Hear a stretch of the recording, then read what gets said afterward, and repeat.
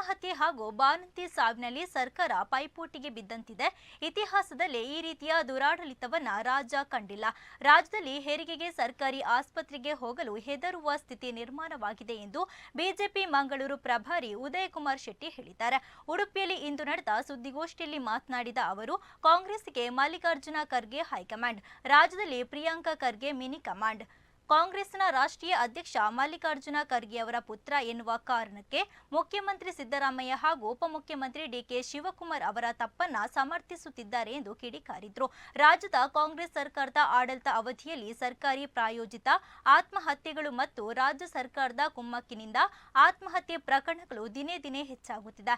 ಸಚಿವ ಪ್ರಿಯಾಂಕಾ ಖರ್ಗೆ ರಾಜೀನಾಮೆ ನೀಡಬೇಕು ಮತ್ತು ಗುತ್ತಿಗೆದಾರನ ಆತ್ಮಹತ್ಯೆ ಪ್ರಕರಣವನ್ನು ಸಿಬಿಐ ತನಿಖೆಗೆ ವಹಿಸಬೇಕು ಎಂದು ಉದಯಕುಮಾರ್ ಶೆಟ್ಟಿ ಒತ್ತಾಯಿಸಿದ್ರು. ಪ್ರಾಯೋಜಿತದಲ್ಲಿ ಒಂದು ಆತ್ಮಹತ್ಯೆ ಮತ್ತು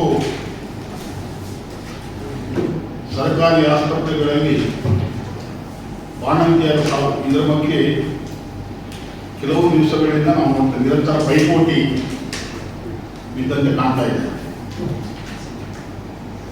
ಸ್ವಾತಂತ್ರ್ಯ ನಂತರದ ಇತಿಹಾಸದಲ್ಲಿ ಈ ರೀತಿಯ ದುರಾಡಳಿತದ ಸರ್ಕಾರವನ್ನು ನಾವು ಯಾವತ್ತೂ ಕೂಡ ಕಾಣಿಲ್ಲ. ಎಲ್ಲಿವರೆಗೆ ಅಂದರೆ ಮಹಿಳೆಯರು ಇವತ್ತು ಸರ್ಕಾರಿ ಆಸ್ಪತ್ರೆಗೆ ಹೆರಿಗೆಗೆ ಹೋಗಲಿಕ್ಕೆ ಹೆದರುವಂತಹ ಸ್ಥಿತಿ ಇವತ್ತು ನಿರ್ಮಾಣ ಆಗಿದೆ.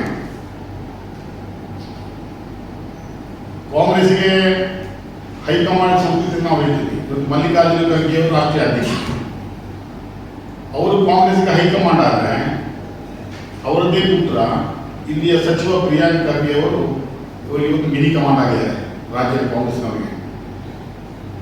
ರಾಷ್ಟ್ರೀಯ ಅಧ್ಯಕ್ಷರು ಪುತ್ರ ಎನ್ನುವ ಕಾರಣಕ್ಕೆ